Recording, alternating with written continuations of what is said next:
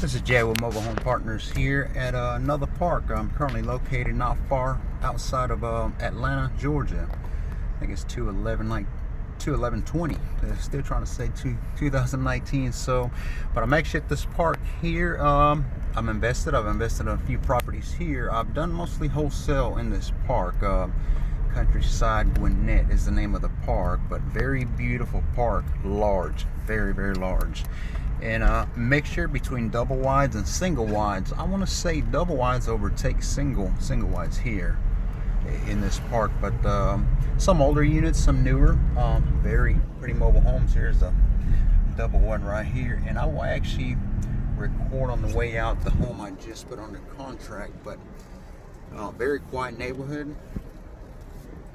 I like this type of parks. I would say A minus, B plus maybe on this park. A lot of things to do in this park. I think they have a tennis court.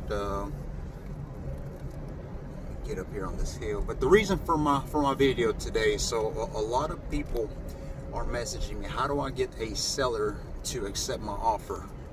You know, like many things in real estate and private property, there's no sweet science to something like that. Now, I will address it to the best of my ability, but there's not an exact answer I can give you other than persistence.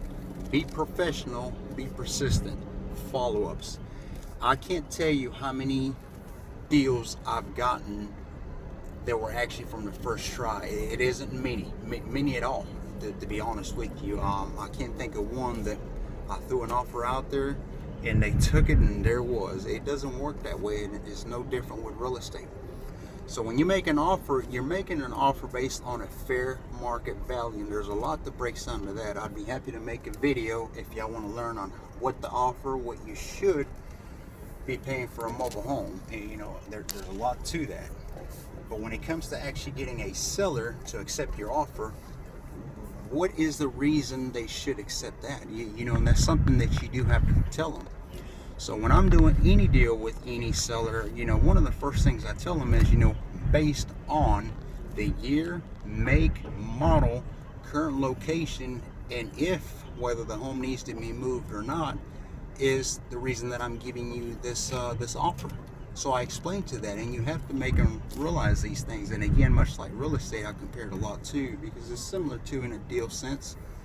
You can't just offer a seller a number way below what they're asking, and you think that they're going to jump up and down and throw you the title and say yes. It doesn't work that way. And if you get a deal like that, awesome, good for you. But then at that point, you probably offer too much anyway. So, you know, when I let them know, sure, you know, you're asking prices this amount, and the reason I can give you this is because, again, the home needs this amount of work. The home is this year, is this old. It's going to require this or that for me to do. And if it requires moving, you have a whole different concept at that point. But just a home like here, for instance, that can stay in this park, and I can go ahead and do whatever I need to sell it, wholesale it, whatever. You know, I will let them know that is the reason behind it. Now, here's one thing that you're going to get, okay? So let's just make an example. So let's say this house is selling, okay? And let's say this house right over here just sold. What do you think buyer on this side is going to try to tell you when they're trying to sell? Well, this house sold for, I don't know, $40,000. So I think I should get at least $35,000 for mine. Okay, well, that's fair for him or her to say something like that.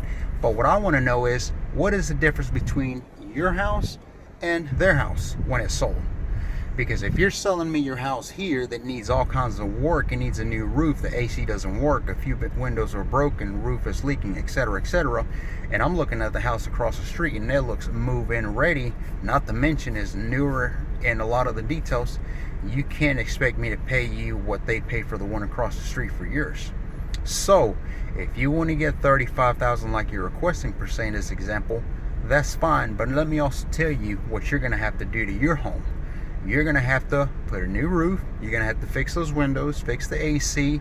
The siding on this home right across the street I'm looking at looks brand new, or not far from. So in other words, what I'm saying is you're going to have to bring it up to par with the home across the street. that you're comparing to. And then, sure, absolutely, don't ask 35, ask 40 like they did. But if you're not willing to do that or have the funds, then you can see why I would only offer you X amount of money, because I have to come in and I have to do what these people across the street did to their home in order to get that 40,000. Okay, so it's very doable, but it needs some work. You're selling me a home, again, this one right here per se, and this is an example, keep in mind, but you're selling me one that needs a lot of work before that can happen. Therefore, in this example, I can only offer you, I don't know, 8,000. Okay, and I'll let them know, don't tell me yes today, think about it. Okay, I'll give you till tomorrow. My offer at 8 is good until tomorrow. Make sure you also throw that in there, because what you don't want is this people to immediately start shopping buyers. Okay, and that happens a lot. They'll call you out here, they'll tell you, okay, what do you give me for my home, etc., etc. And as soon as you leave, they call a few other people who are also in the business, and they ask them, what do you give me? Okay, you can't blame them for that, but they're shopping for buyers, and they're going to take the highest offer they get, bottom line.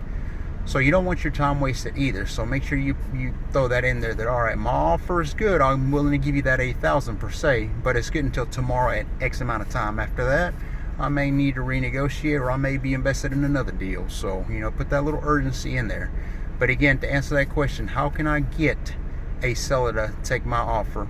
Persistence, follow up every other day. Just call them, hey, just, you know, very professional, hey, just calling in, checking in, I'm still in the market to purchase a home out in that area where you're located, and my offer's still good for you. Just want to see if you're ready to sell. Yes, no, maybe. You know, you have some distressed sellers that, you know, they're gonna basically jump on it, and some that, you know, it's taken me a couple months sometimes to make a deal.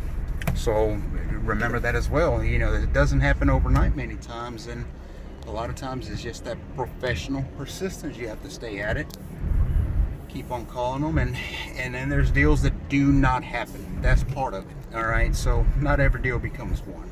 Okay, not every home is a deal. So I'm actually about to drive up here. I'm on my way out of the park here. I've already done what I needed to do. I locked this one property up here up the hill, and I'm thinking wholesale on it. I haven't decided yet, but we do have it locked under contract at this time, and we're going to see what we do with it. So you roll my window down and I get you to show. So this is the property right here. It's a double wide 87 Champion, very pretty property. I'll pull over and let this car go by in front of me here. All right, so there it is. Like I said, double wide 87 Champion, very nice property, and I locked it under contract. They called me a few days ago, told me their situation, they have to go, they're moving out, so they just basically want to sell. Okay, a lot that goes into that also. You know, a lot of paperwork need to be checked, a lot of things run through the part management, make sure they're okay with it. So if you want information on that, or what I check, what I do in due diligence time, send me an email. I'll be happy to answer that. So I definitely came during rush hour, so I'm having to move a little bit here. I got a bus behind me, etc., and I am leaving the park. So, but I'm gonna pull up here for a second here, and okay.